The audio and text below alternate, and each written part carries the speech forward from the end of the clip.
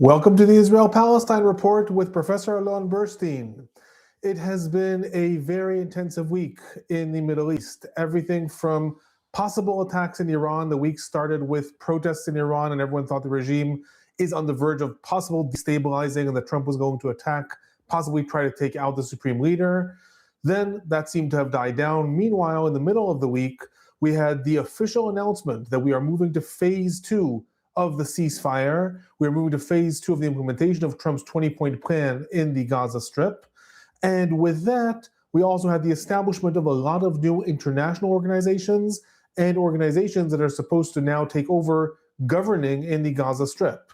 We're going to be talking about all of that. We're going to focus primarily on the second part of the week, looking at the establishment of the Board of Peace, this new organization that is supposed to take hold in the Gaza Strip, and as we're going to look at, possibly even in the world, and to address different conflict areas. Going to look at how it is made up, what is it supposed to do, its board of directors, and then look specifically at what has been established for the Gaza Strip. In addition to Trump's Board of Peace, we also have the establishment of the executive board for the Gaza Strip, and also the technocratic government, the government that is supposed to be made up of Palestinians to administer the daily life in the Gaza Strip. How is that going to be? Who is on that board? What does Israel have to say? What does Hamas have to say? What does the Palestinian Authority have to say? What can we possibly expect in the coming months moving forward? Where are they going to govern? All that are things that we are going to cover. Before I dive in, as people join in, it's nice to see some of the familiar faces and some new faces. I'm going to remind everyone, I'm putting into the chat right now, and I'll put it in again a little bit later. There is a link to my upcoming course. I am running an online course starting in 2 weeks, 4 sessions in which we're going to talk about how we got to where we are now. The course looks at the history of the Israeli-Palestinian conflict, looking at everything from the origins of Zionism and Palestinian nationalism, the differences between the West Bank and the Gaza Strip, why the situation is so different, Oslo, the peace process, its collapse, and how we got to October 7th and where things are going. So I am putting the link into the chat now. Would love to see more people there. Some people have already signed up. I will say that I am catering a lot of the course based on the questions that people have been asking in the comments on my videos and in the chat. So anything that you'd want to know about how we have gotten to where we are now, feel free to ask. I would love to see anyone there. There's a few slots left, so check it out, and I'm happy to answer any other questions about that. I will just say it's running in February, 4 sessions, once a week, very easy going. With that, I see already some questions coming in. Do I believe that Israel really asked the United States not to attack Iran? I'll try to get to Iran a little bit at the end, depends a little bit on how much time we have, but we will try to get there. It's been very complicated and a very intense week with regards to what has been happening in Iran. So with that, I'm again going to suggest if anyone would like to know a little bit about the history of the conflict, check out that link and register for my upcoming course.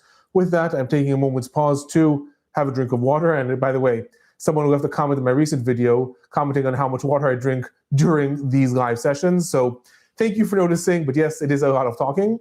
So I hope you'll forgive me. And with that, we're going to dive in a moment.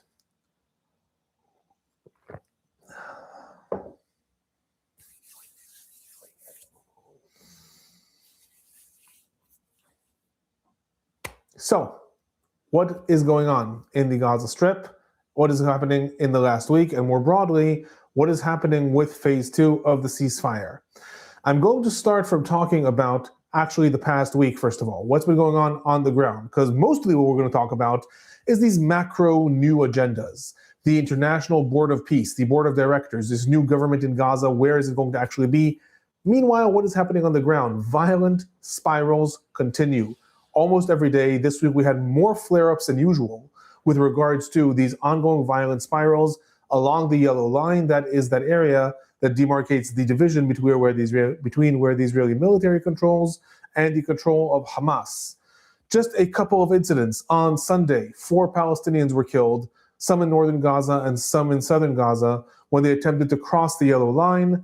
The Israeli military reported that in the incident that happened in northern Gaza, the Palestinians had weapons that were found on them and also surveillance equipment.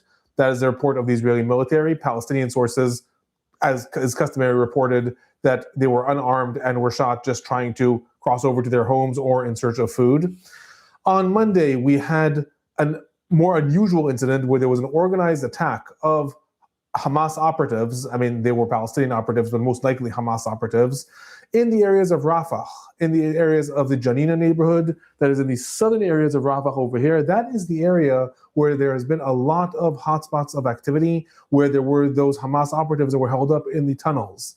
There was an attack, an ambush of 6 Hamas operatives carrying out shooting attacks on Israeli military soldiers, the IDF. Tanks responded and airstrikes responded.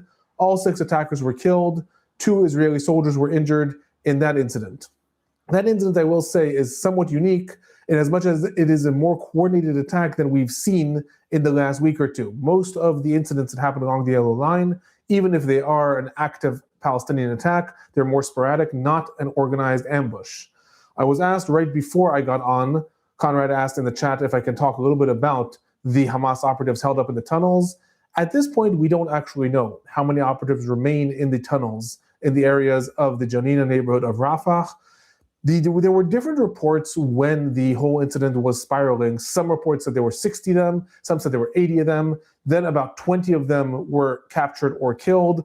Since then, we haven't heard that much about the ongoing incidents in the Janina neighborhood. So it is possible that there are still an amount of operatives that are held up in the tunnels. I will say my own estimate is it is unlikely that there are operatives that are still held up in the tunnels in Janina permanently. It is more likely that there are operatives that are held up spread out throughout the different areas of Rafah, that they may know the locations of the tunnels, and they went into the tunnels in order to carry out this attack. That's my estimate based on the different intelligence reports that I have read that have suggested that the tunnels were no longer sustainable for a lot of the operatives. So most of them have probably left and are just among the rubble or in the shelters that are still established in the areas of Rafah, but that's an estimate on my part. The violent incidents did not end there. On Thursday, Palestinian sources reported that the Israeli military carried out an assassination in the central parts of the Gaza Strip, assassinating one of the prominent Hamas figures. In this case, that Hamas figure was Mahmoud al-Huli.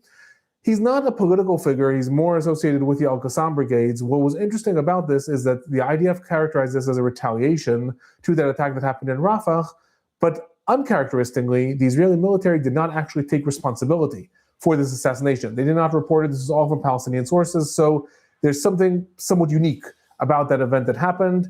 And these violent events continued to happen. On Saturday, we had again events of Palestinians crossing the yellow line in central Gaza and the northern parts of the Gaza Strip and being attacked by the Israeli military. And as is by now the customary repeat, Israeli military saying that they were armed operatives that were endangering the Israeli soldiers, while Palestinian sources saying they were unarmed civilians who were just killed by the IDF. More broadly, what has been going on in the Gaza Strip over the last week? We've also had a couple of different reports come in. Firstly, one of the reports said that in Israel, in the Israeli side of the yellow line, that is these areas in Rafah, the areas of Han Yunis, and these northern areas in the Gaza Strip, there was a report that was quoted by the New York Times and quoted by other figures saying that Israel has been systematically, continuously destroying structures in those areas. I remind you that since the ceasefire, Israel is not supposed to operate beyond the yellow line, but in the areas that it is still in control of, the New York Times reported just this past week that Israel has carried out some 2,500 detonations of different structures in the areas within the yellow line. Later in the week, Israeli Defense Minister Israel Katz confirmed this and said that he, in fact, is proud of the Israeli soldiers because what they are doing is destroying terror infrastructure and the tunnels that are underneath those structures in the areas within the yellow line. I bring this up also because not only is this relevant to what is ongoing in the Gaza Strip, it's also relevant when it comes to what we're going to talk about a little bit later, the reconstruction efforts. When it comes to the reconstruction efforts in the Gaza Strip and what is going to be rebuilt and how it's going to be rebuilt, what happens in the areas that are controlled by the Israeli military is probably going to be what we're focusing on. We're probably going to focus on where the Israeli military controls. Those are the areas that are going to be rebuilt by this new Board of Peace and Technocratic Government. So the fact that the Israeli military is currently engaged still in a lot of flattening operations and destroying structures in those areas may end up being very significant as we move forward with phase 2. But again, I'm going to get there. In addition to that, over the past week, there was also a report that Hamas has been intensively increasing its rearming process within the areas under its control, and that it is doing this as a result of two different avenues. One is increased revenue. Hamas has been systematically taking control of the taxation in the Gaza Strip. It is imposing taxes on merchants. It no longer needs to take over the humanitarian aid that comes into the areas that are under its control. It now has an entire banking system up and running again, and it is imposing a taxation method on the different merchants, therefore increasing its revenue, which is allowing it to invest in rearming, rebuilding, retraining a lot of its different operatives. A second avenue is, and I spoke about this last time also, repurposing of Israeli military unexploded munitions. In the Gaza Strip, there are estimates between 5,000 and 15,000 bombs and missiles that have not exploded, that the Israeli military dropped in the Gaza Strip but were not exploded. And according to different reports, each one of those has enough explosive material to create dozens of RPGs, dozens of grenades, and Hamas is heavily engaged currently in repurposing all of that. All that's to say that while we are now going to move on to what is happening in phase two, we're now going to move on to the developments towards a permanent ceasefire, the rebuilding of the Gaza Strip. Meanwhile, on the ground, we still have these constant flare-ups, these constant cycles of violence. In addition to that, the Israeli military is not only engaged in the flattening operations, there are also reports that it has established at least 13 new outposts in the areas in the Yellow Line. So Israel is establishing a foothold on the ground more and more in the areas that it controls in the Gaza Strip. And meanwhile, Hamas in the areas that it controls in the Gaza Strip is engaged in rearming itself, reestablishing its governing apparatus.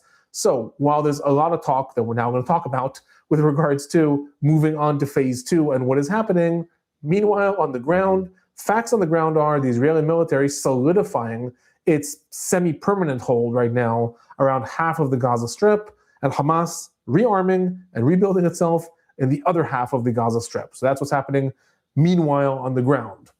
With that, I'm going to pause for a minute for questions and see if anyone has any comments before moving on to the big news of the week, moving on to phase two, the Board of Peace, Board of Directors, and all that other stuff. So I'm pausing for a minute. If anyone wants to chime in, or as Ifat came in, just say where you're from and if you have anything you'd like me to focus on. Nice to see some familiar faces.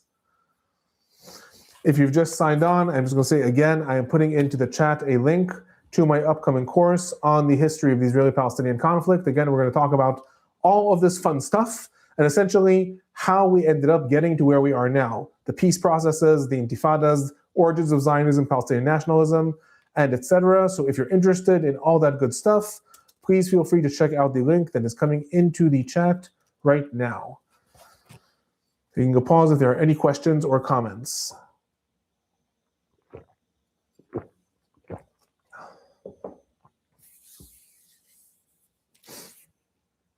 Jayla's asked, do you believe that Qatar or Turkey will disarm Hamas? Great question. Does the U.S. believe that? Even better question. I will get to that in a minute. I'm going to talk about exactly the expectations if Hamas will disarm or not. If I do not answer that fully, please ask that again.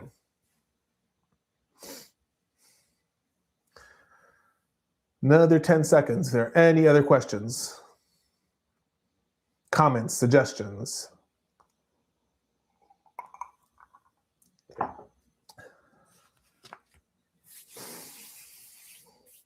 So, the big news of this past week has been the announcement in the United States, two separate announcements with regards to moving on to phase two.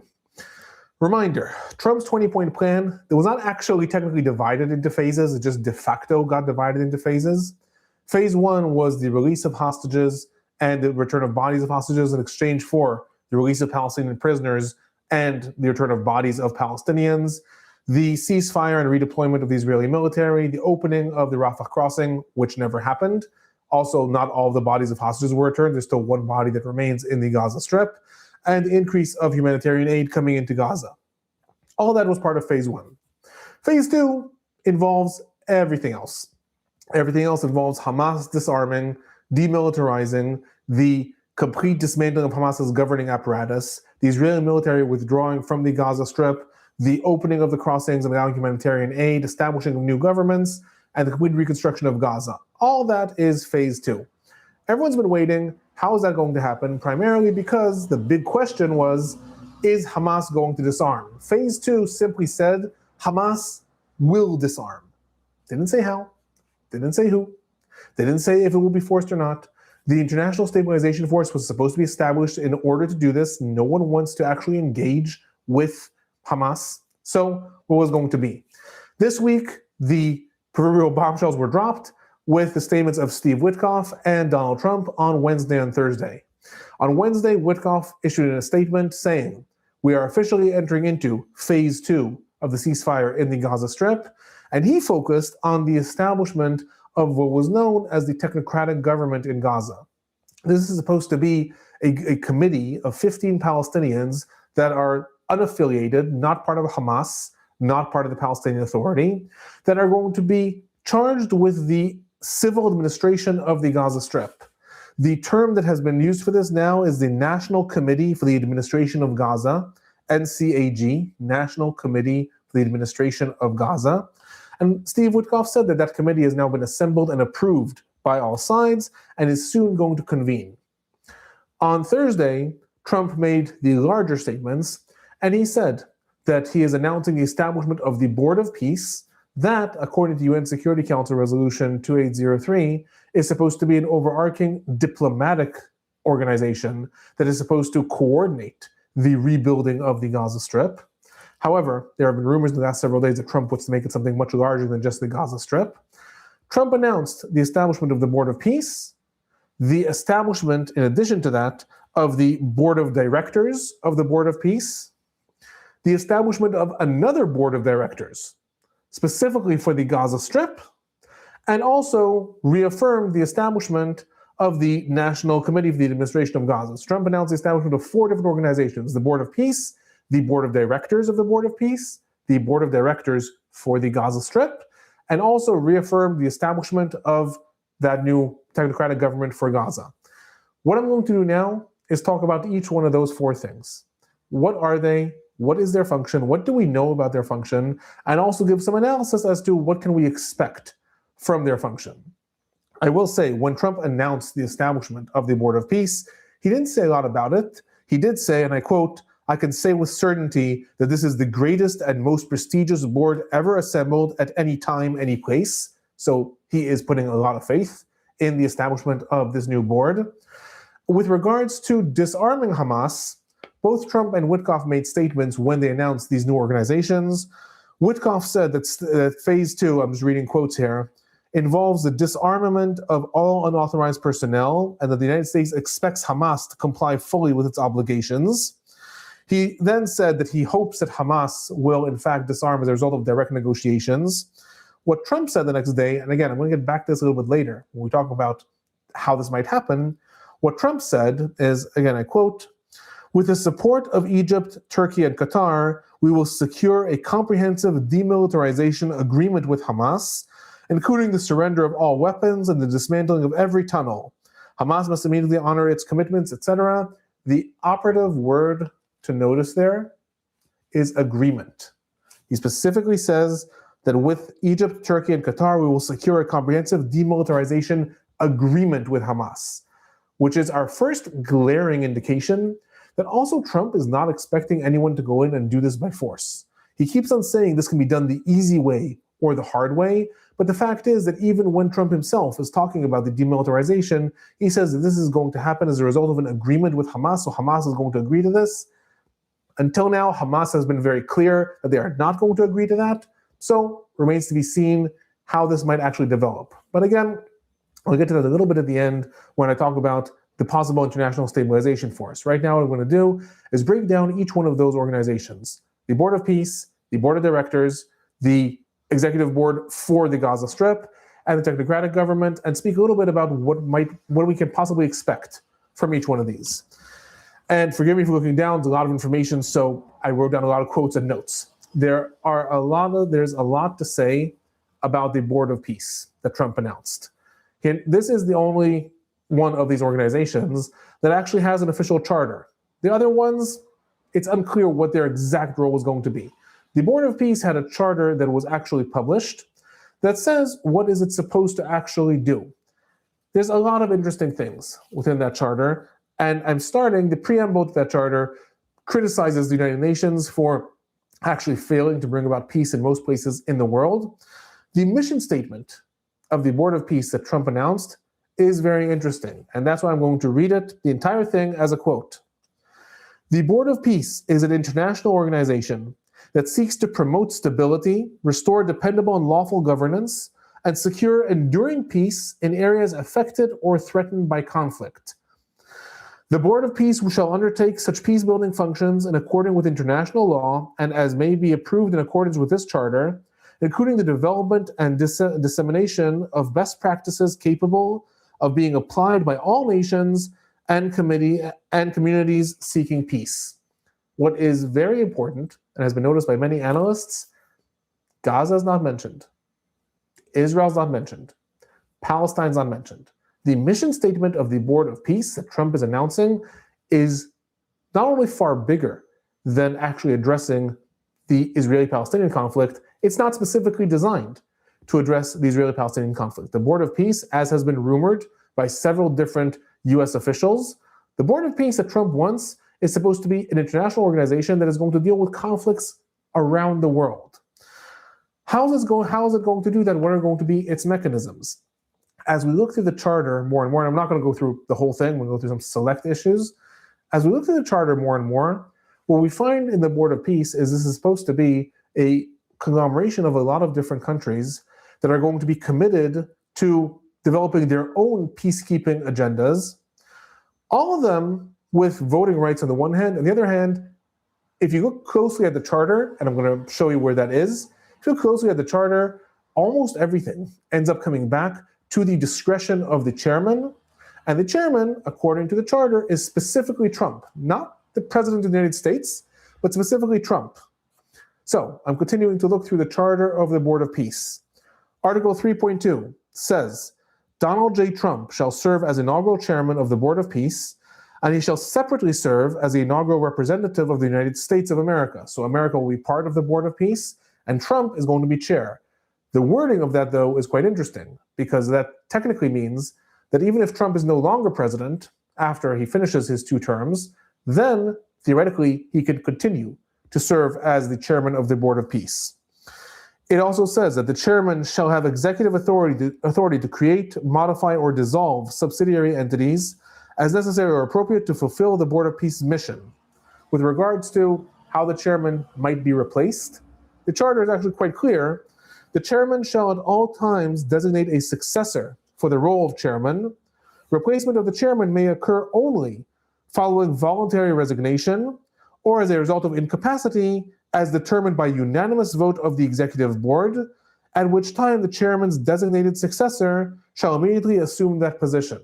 In other words, Trump is going to be chairman. The role of chairman he cannot be deposed from it. He can only be removed voluntarily, or if the entire executive board unanimously votes him out, and then his own successor comes into place. What we're going to see in a minute is also that the chairman, i.e. Trump, selects the entire executive board. That we're going to see in a minute. When it comes to membership, who is part of this Board of Peace? Article 2.1 says member states are invited by the chairman. And Article 2.2 says that the Board of Peace, before that I'll say member states are invited by the chairman, not in the charter, but according to all that has been published so far, at least 60 states already received invitations from Trump to join. So you cannot voluntarily join the Board of Peace. The chairman, i.e. Trump, can invite you. And according to reports, he's already sent invitations to at least 60 different countries. Several different countries in Europe were mentioned. Lots of different countries, Turkey, Qatar, Saudi Arabia, Egypt, Indonesia, they're all mentioned in that list. Who is not mentioned in the list is the Palestinian Authority. That's less surprising because they're not a country. Israel, also not in that list. So the Board of Peace that is being established to deal with conflicts worldwide, but also specifically with the Gaza Strip, is not going to include representatives of Israel or of the Palestinian Authority. Other things with regards to, again, the Board of Peace, and then I'm going to move on to the focus more on the Gaza Strip. Decisions in the Board of Peace are made by a majority of member states that are present, subject to approval of the chairman, who may also cast a vote in his capacity as chair in the event of a tie. So again, the chairman, in this case, has monumental power. He decides who's allowed to be in the Board of Peace. He also is the one who needs to approve every decision that is made. Even if there is a unanimous vote in favor of a decision, the chairman is the one that needs to either approve it or not approve it. With regards to the executive board, and this will become important also when it comes to the Gaza Strip. With regards to the executive board, the charter says, the executive board shall be selected by the chairman and consists of leaders of global stature. Members of the executive board serve for 2 years. They are subject to removal by the chairman or renewable, all at his discretion. The executive board is led by a chief executive officer nominated by the chairman, and the mandate of the board is to carry out the mission of the Board of Peace. So, the executive board, what we have here is the establishment of two bodies, the Board of Peace, a diplomatic international organization, and then under that, the executive board, all of which is nominated by the chairman himself, i.e. Trump, and the executive board is supposed to serve for 2 years, can be extended membership, or people can be removed from it, all the discretion of the chairman, and is supposed to carry out the missions of the Board of Peace. The funding of the Board of Peace is going to come from member states. I will say that when it comes to how the funding is actually going to work, the charter is quite unclear with regards to if member states are required to contribute when they join the Board of Peace or not. The charter does say, however, that when member states join the Board of Peace, they can join for a maximum of 3 years, unless they contribute more than $1 billion in cash during the first year of the Board of Peace. If they do that, then their membership is for life. So it doesn't say that there's any minimum requirement of funding for countries to join the Board of Peace, but countries can buy their way into permanent position on the Board of Peace. They contribute over $1 billion during the first year of the Board of Peace. Other facets, disputes will be worked out within the Board of Peace through amicable collaboration consistent with the charter. And again, it says, and I quote, and for such purposes, the chairman is the final authority regarding the meaning, interpretation, and application of this charter. Why I spend a lot of time focusing on the Board of Peace when I say it's not actually solely focused on the Gaza Strip? First of all, this is a big earthquake when it comes to international politics.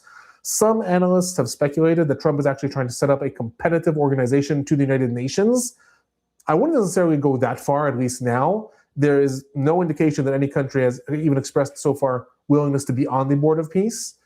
However, what we can probably assume is that at least there will be a contingent of countries like Egypt, Qatar, Saudi Arabia, possibly Egypt, possibly the Arab Emirates, and other countries that are involved with Trump in a lot of other different business dealings that may end up joining the Board of Peace.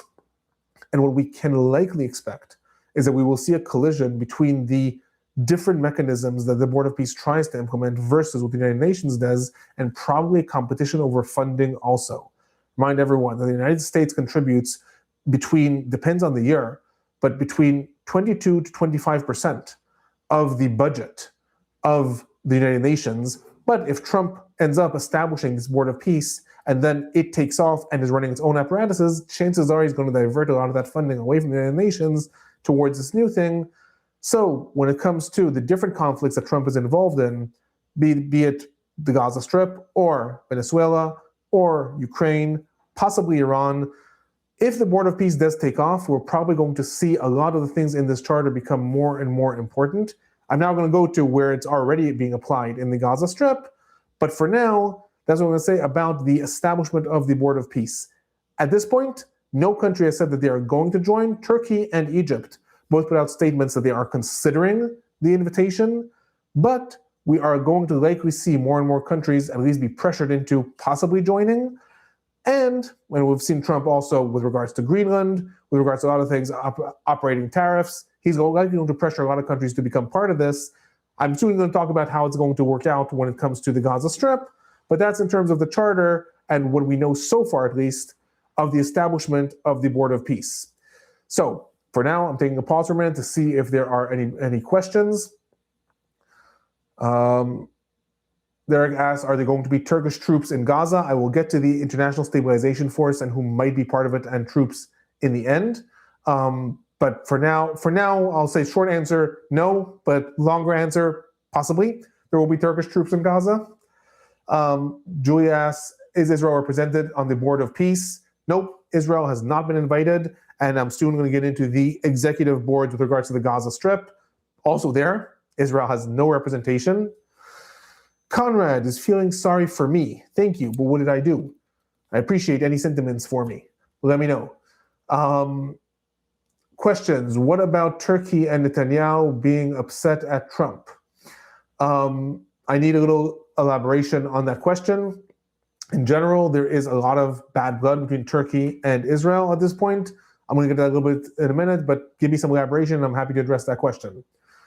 Pausing for another 15 seconds in case there are any other questions about the Board of Peace so far. Again, there's still 3 more mechanisms we're going to go into. There's less detail about them, but we're going to go into them, and we're going to look at how they actually apply to the Gaza Strip, which is going to be more relevant with regards to the Israeli-Palestinian arena.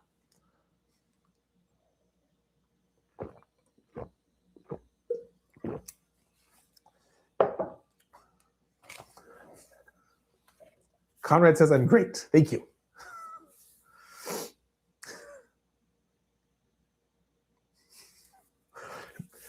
A lot of people are writing into the chat. Someone saying they're embarrassed to be Jewish. Someone saying they're embarrassed to be Muslim.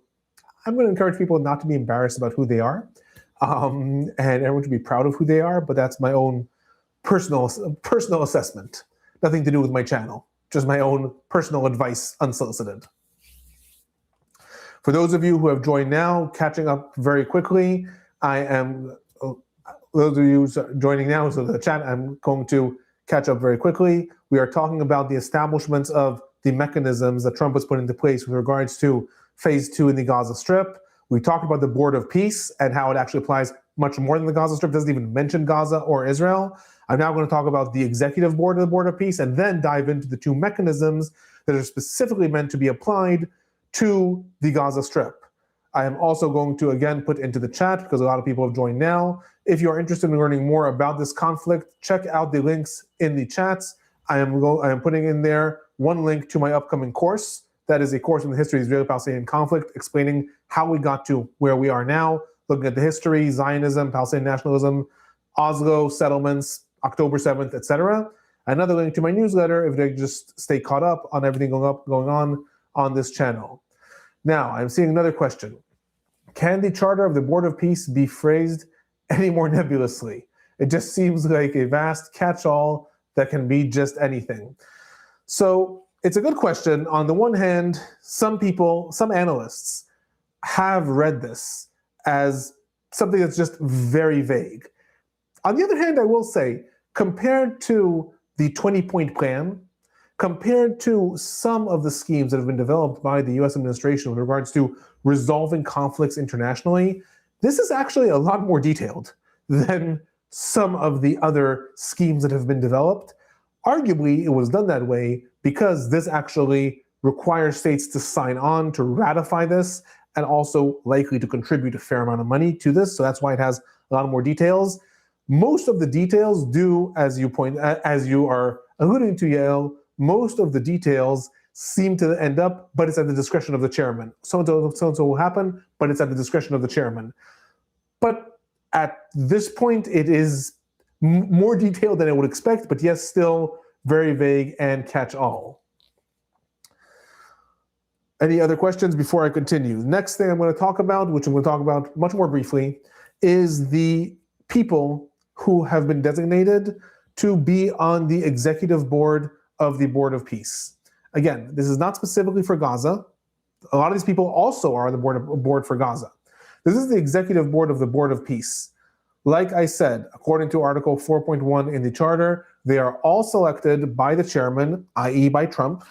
They serve for 2 years, and their role is to implement the mission of the Board of Peace. Those people are Steve Witkoff, Trump's close associate and emissary to I'll say every conflict in the world, pretty much.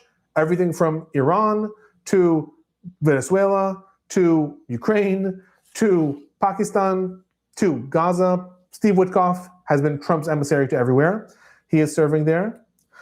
Jared Kushner, Trump's son-in-law, who is much more involved in the Middle East specifically. Marco Rubio, Secretary of State of the United States. Tony Blair, the former Prime Minister of the United Kingdom and former emissary of the United Nations to the Middle East and to the Israeli-Palestinian conflict. He is someone who, according to a lot of reports, has been working with Trump to develop these new international organizations. I'm also going to say that he is the only non-American on the executive board that has been named. In addition to that, Mark Rowan, who is a businessman in the United States, who is a billionaire, and he was actually considered to be Secretary of Finance in Trump's administration, also a close affiliate of Trump. The president of the World Bank, Ajay Banga, is also on the executive board. And Robert Gabriel, who is the Deputy National Security Advisor in the United States. So that is the list of the people that are supposed to be on the executive board of the Board of Peace. Again, their role to carry out the missions of the Board of Peace. Backing up a little bit, Trump has established the Board of Peace, sent out invitations to 60 countries. Possibly some will join, possibly all will join. Whatever it is, when they join, they're supposed to come together, decide how they are then implementing peace in the world. And whatever they decide is then going to be handed over to the executive board to actually implement.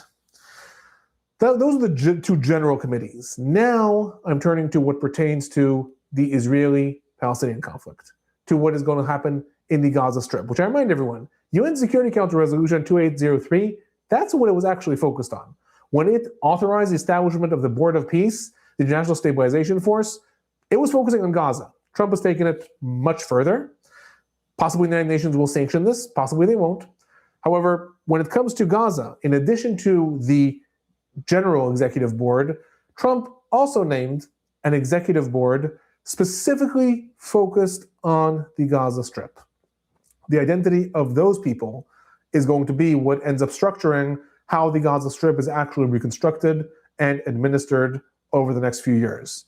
So this is where it gets interesting with regards to specifically what to look forward to in phase 2. First is Nikolai Mladenov.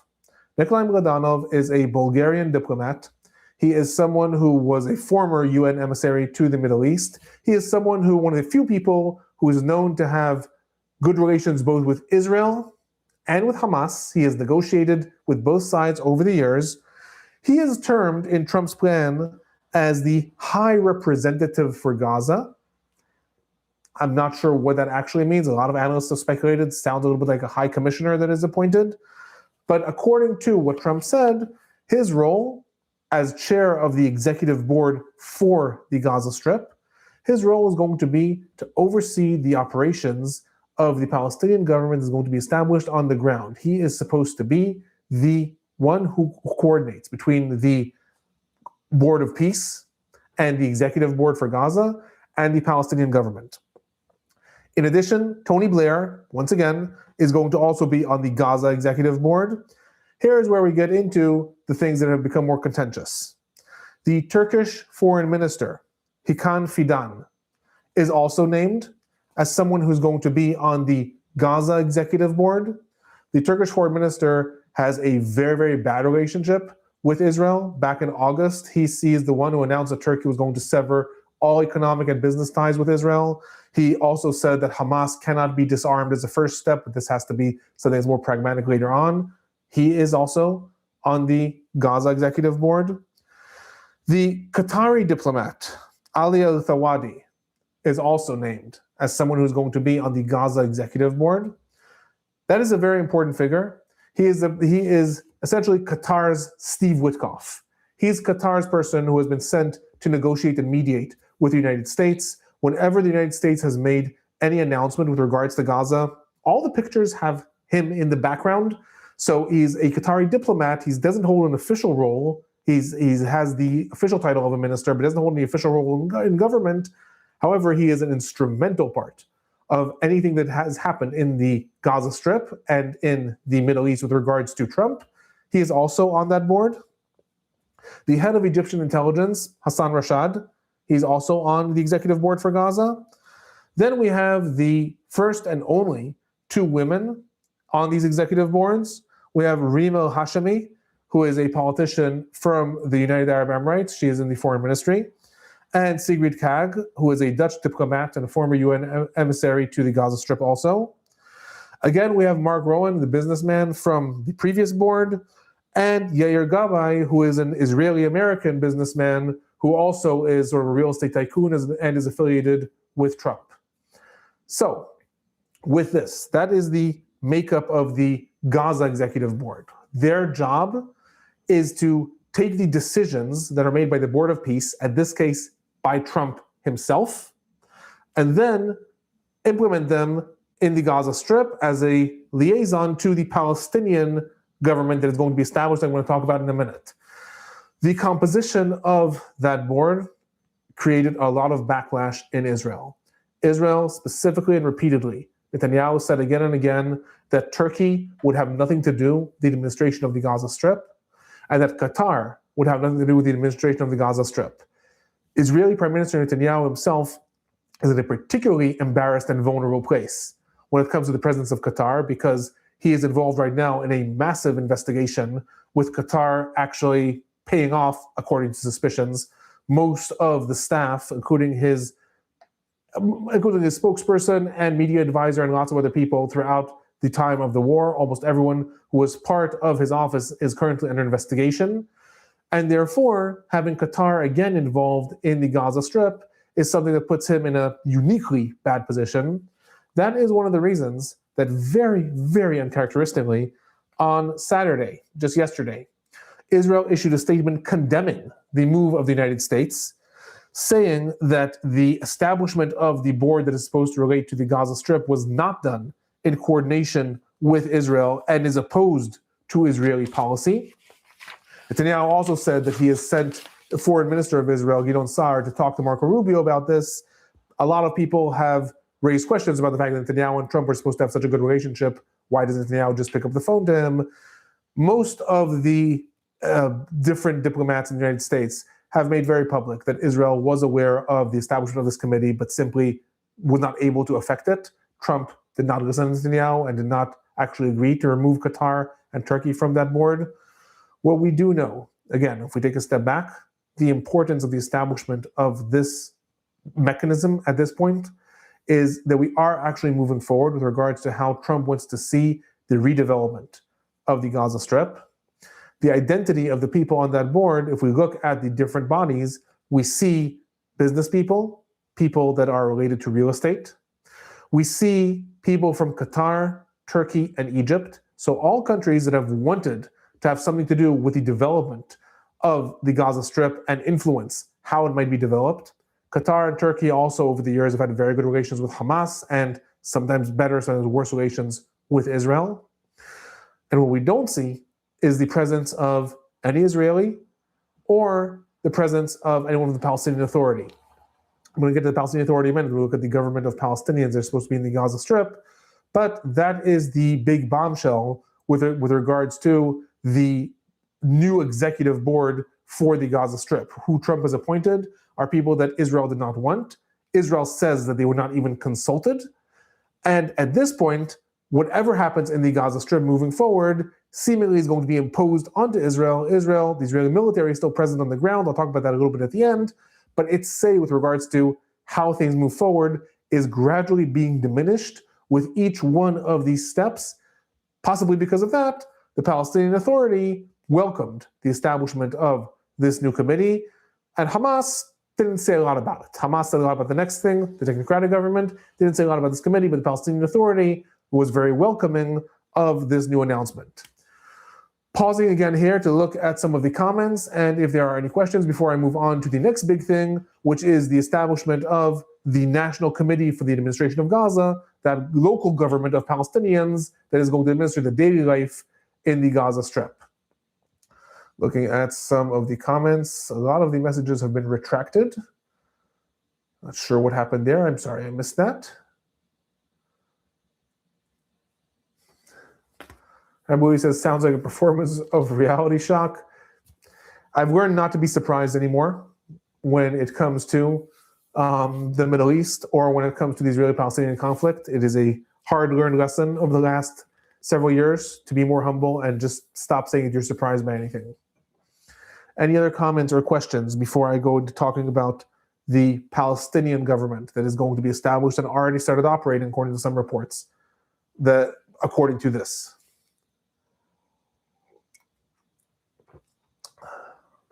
Krabuli says, have I already discussed the reality of the yellow line territory? So at the beginning of the live, I talked a little bit about what has happened in the Gaza Strip in the last week. So you can see the recording. This uploads automatically to YouTube with the same link. You can see the recording of that. And if you have specific questions with regards to moving forward on this, then I'm happy to answer those.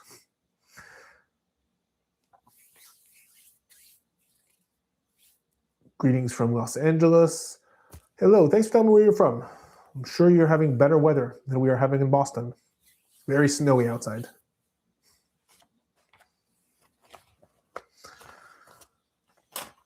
Once again, sorry for those of you who have seen this already a bunch of times. For those of you who have joined now, I'm putting in links to my upcoming online course. We are going to talk about all the things that have led to where we are now in the Israeli-Palestinian conflict.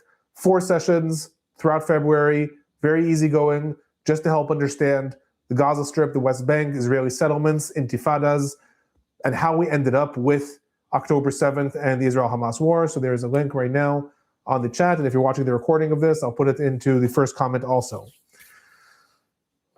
One more sip of water before I get into the National Committee for the Administration of Gaza.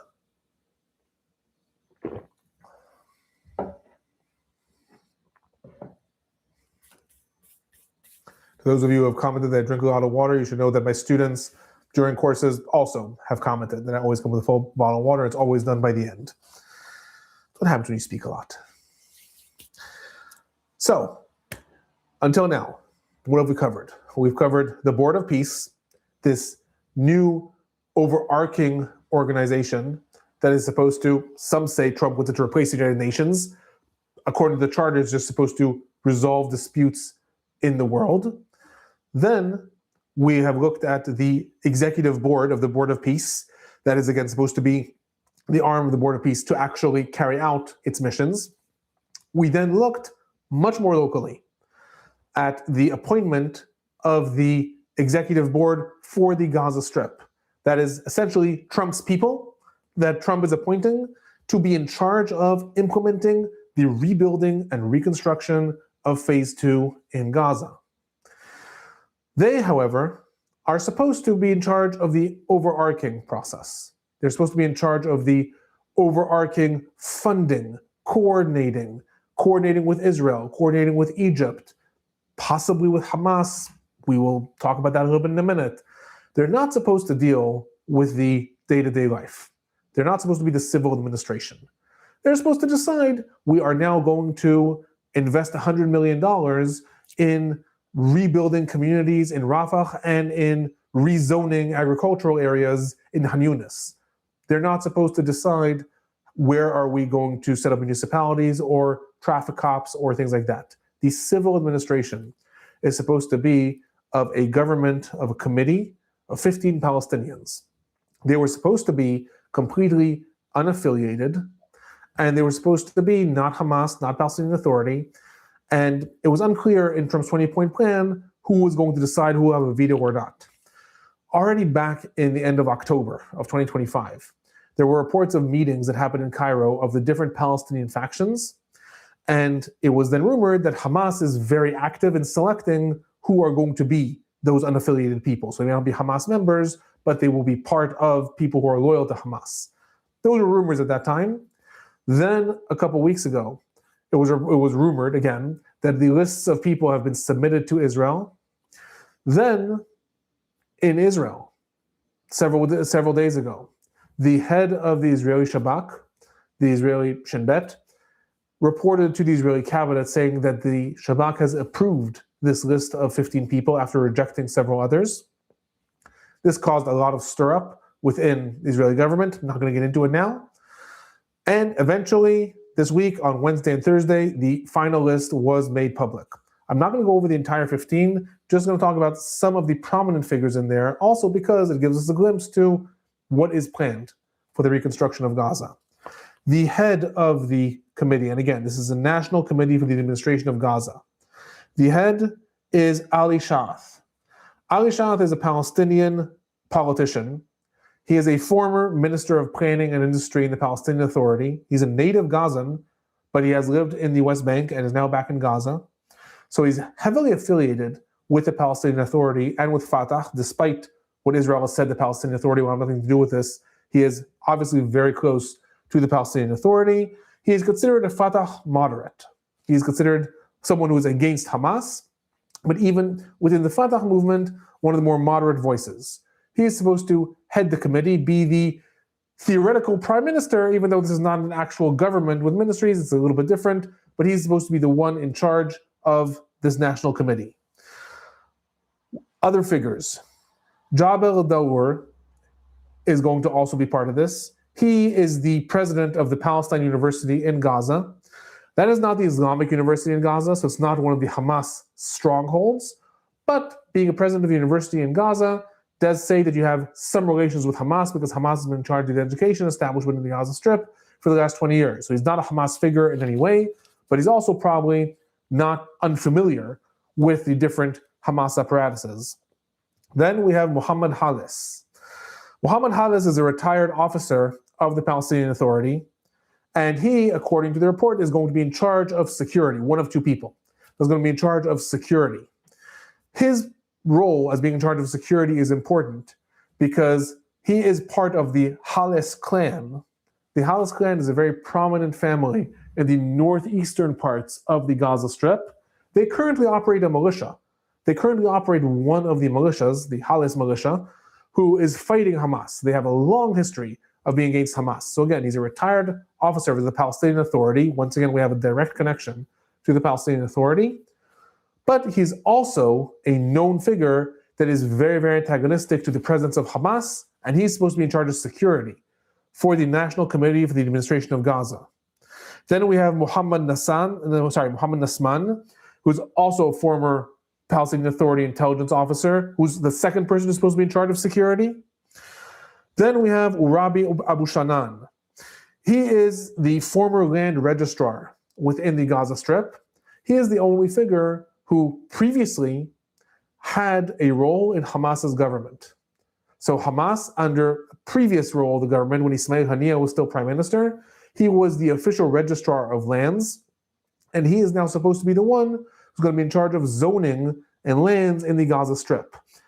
That, in a moment of analysis, I'm saying, may end up being the most important role. The entire Gaza Strip is in ruins. The entire Gaza Strip has been razed to the ground. Rafah has disappeared. A city that had between 500,000 and 700,000 people is gone.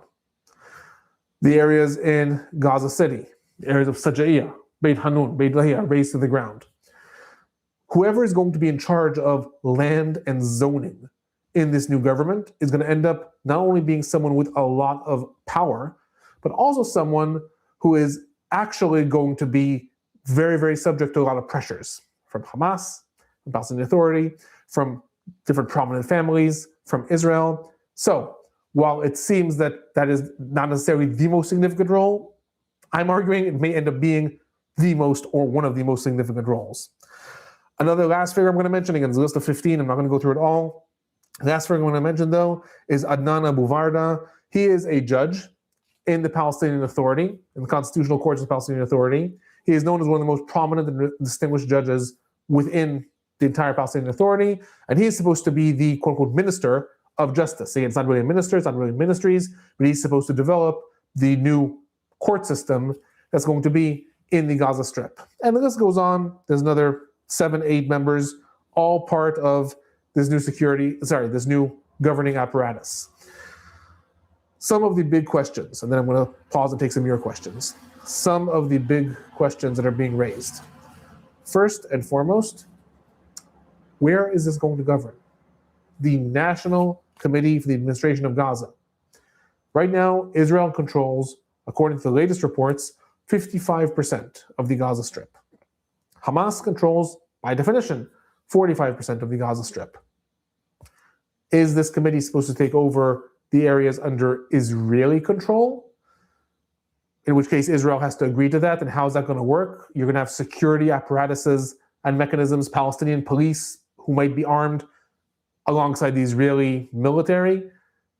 Or are they supposed to deploy within the areas that are controlled by Hamas, in which case they have to work in cooperation with Hamas? In that regard, on Saturday, Al Arabi Al Jadid did report, quoted Hamas sources, saying that Hamas is willing to hand over governing authority to the National Committee for the Administration of Gaza. A lot of people have been very skeptical about this, and rightly so. I will say that it's not entirely impossible that Hamas will do this, because Hamas also has an interest right now in not taking over all of Gaza Strip. The Gaza Strip is in ruins. Governing Gaza is a nightmare at this point. There's no infrastructure. Everything's in ruins. There's no electrical services. There is no clean water. Educational establishments are all destroyed. Most of the roads are destroyed. Hamas may be happy to say, you want to control this mess, you control it. That has nothing to do with disarming at this point. You can control it. Some have rumored that Hamas would be happy to do this and try to model Hezbollah's version in Lebanon and essentially say, you can take up civil control. We will simply be our own private army within your quasi-state. Speculation at this point, we don't know. We don't know where this committee is supposed to actually control. What is it supposed to do? The head of the committee, Ali Shath, did say a few words when it came in the inaugural meeting. This committee met already in Egypt, started to develop how it's going to take control of the area. He said that it will take 7 years to clear the rubble in the Gaza Strip. And he also said that the rubble is they have to figure out what they're going to do with the rubble. Some said it's going to be poured into the Mediterranean. Not sure about that. He was asked about disarming Hamas, and he simply said that is not the mandate of the National Committee for the Administration of Gaza, which is true. According to Trump's plan, they are not supposed to be an armed organization. They are simply supposed to be in charge of civil matters, possibly in charge of the Palestinian police. So, with regards to this new mechanism that is supposed to take control of the Gaza Strip, several things. First of all, it already is more advanced than a lot of people thought it would be. A lot of people thought Hamas would not allow anyone to be named for this. Israel will definitely reject this. People have been named. They had their first meeting. It happened in Egypt. They're establishing offices. Pictures came out from there. So theoretically, they are going to start doing something. The two big questions I would say is, number one, where? Where are they going to do this? Is the idea to have them take over in areas that are controlled by Israel and leave Hamas areas for later? That is part of one of the versions of Trump's plan to develop the new areas in the yellow zone, the green Rafah area, these new communities, etc. So are they going to do that? In which case, what is going to happen to the Israeli military? And how is that going to work? Or are they going to actually take over the areas that are controlled by Hamas if Hamas lets them, which adds a whole new layer of questions. Then what happens to Hamas's military? Even if Hamas agrees to disarm, let's say that could happen, that's not going to happen overnight. That's not going to happen within the process of a week or a month. So what happens? By definition, this government will have to work in cooperation with Hamas at that point. That is going to quite clearly anger Israel and possibly anger Trump. How that's going to work, those are the big questions, I would say, moving forward. We have the establishment of this committee. Israel has agreed to it. Israel has voiced a lot of criticism of the oversight committee, the board of directors in charge of Gaza. But to be blunt, Trump doesn't seem to care that Israel has voiced a lot of critique about that. So that is likely going to still be established the way it is. But the question then becomes, what happens next? Where is this actually going to be deployed? And that relates a little bit to the last thing I'm going to say, which is associated with the International Stabilization Force. And with that, I'll stop and then take some questions. The International Stabilization Force is that theoretical multinational military that was supposed to take over in the Gaza Strip from the Israeli military. The Israeli military is supposed to withdraw, and the ISF, International Stabilization Force, is supposed to come in. the United States has been extremely frustrated with the fact that no one wants to join. A couple of countries said they might join. Azerbaijan was willing to send troops. They then backed out. No one wants to join because everyone's scared about being caught in the crossfire between Israel and Hamas. The last country that said that they would join back on June 10th, Bangladesh, said that they would be willing to send troops. It's unclear if they're going to. According to what Trump published on Thursday, he did name General Jasper Jeffries as the United States General Jasper Jeffries as the person who's going to lead the ISF. Jasper Jeffries is currently the person who's in charge of the coordinating mechanism between Israel and the Lebanese military in Lebanon. He's supposed to lead the ISF, and he did say that there'll be more news on the ISF within the next 2 weeks.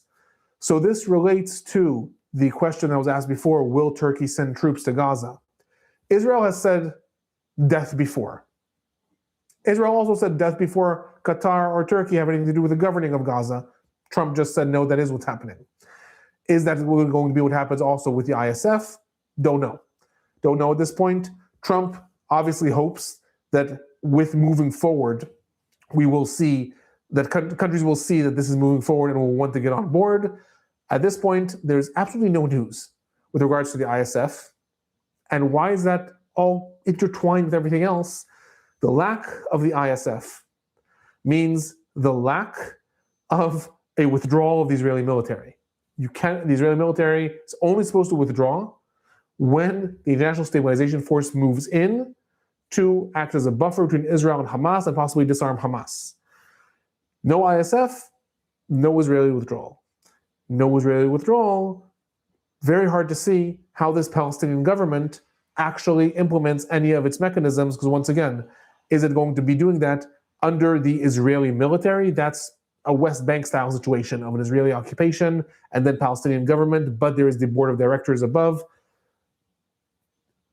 That doesn't seem likely.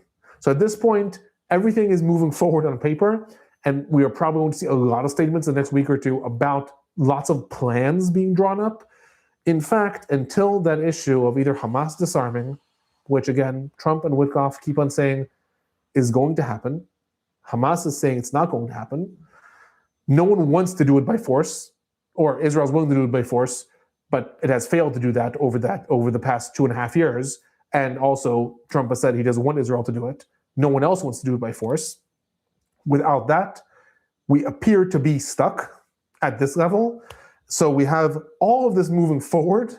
And again, the statements of this week and the establishment of the Board of Peace are huge developments. But how this actually plays out still remains to be seen, at least for the next week or two, until maybe we'll have some news about the ISF and things can develop further. I am, again, just for those who have joined, copying into the chat a link to my upcoming course and newsletter. Happy to see anyone there. Now, I'm going to scroll back and look at some questions. Is Jeffries a one-star general? I will be very honest, I don't know. I don't know the intricacies. I will look that up. I did not actually check that. Other question from Crab Louie. What about the financial conundrum? By that, I presume you mean who is going to fund all this? Great question. Great question. No answers at this point. Until now, Israel adamantly said that it is not going to be responsible for financing the rebuilding and clearing the rubble in the Gaza Strip. Then Qatar put out a statement saying they're not willing to fund that and that the United States should hold Israel accountable. And in fact, a week later, the United States said Israel will be the one to clear the rubble, and Israel did in fact do that. In fact, just 2 weeks ago, the Israeli military announced that it has finished about 70% of clearing the rubble and the unexploded munitions in one area in Rafah where they're supposed to start rebuilding, these new communities. So until now, the United States has been forcing Israel to take financial responsibility for the Gaza Strip. Unclear if theoretically, if all of Trump's visions, if all of his dreams come to fruition, what would happen is lots of countries would join the Board of Peace. They're going to donate tons and tons of money. Then from that money, the Board of Peace will allocate funds to different things. Among them, it would filter down to the executive board for the Gaza Strip, and then to the National Committee for the Administration of Gaza. That's not there right now. It's difficult to see the United States investing a lot of money in this, especially with Trump's America First policy. So at this point, Israel's the only one that's actually being held financially accountable for what's happening in Gaza. Maybe that'll change. Maybe it won't. I am looking at some other questions.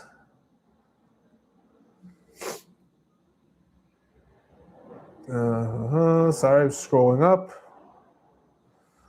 While Sweden is a Nordic country located in the Scandinavian, I see a lot of debates here going on about Greenland. Question: the disarmed Hamas proposal, was it ever serious? So did anyone actually ever think that Hamas was going to disarm? Again, Trump's vision said this would happen. It's difficult to say. It's difficult to say because seemingly, no, like why would that happen? On the other hand, there have been terror groups that have disarmed in history. Also, a lot of people said that Trump's vision for ceasefire wouldn't actually happen, and it has. So it's difficult to say. It's difficult to say if it was ever really taken seriously, the idea that Hamas would disarm. At this point, we don't know. What we do know is that none of the actors in question at this point are actually okay. Sorry, those of you who have seen me in the past on lives know that sometimes my kids wake up, so my kid has woken up. None of the actual actors involved, Trump, Witkoff, have ever said that. Sorry, I got distracted. I'll start again. Neither Trump nor Witkoff are actually saying at this point how Hamas is going to disarm. I'm going to have to jump off very soon. I apologize. I'll just finish that thought. None of them are saying that Hamas is going to be disarmed. They are now saying they hope it's going to be disarmed, or, as has happened until now, Trump recently said that he hopes this will happen within the framework of an agreement between Qatar, Turkey, and Egypt. No one's talking about how that might happen. With that, I apologize. I am going to have to end rather abruptly at this point. So I am again going to put a link to my course on the chats. And thank you. It's okay. It's okay. Thank you. Thank you everyone for signing in. I apologize for leaving abruptly. Everyone have a lovely week.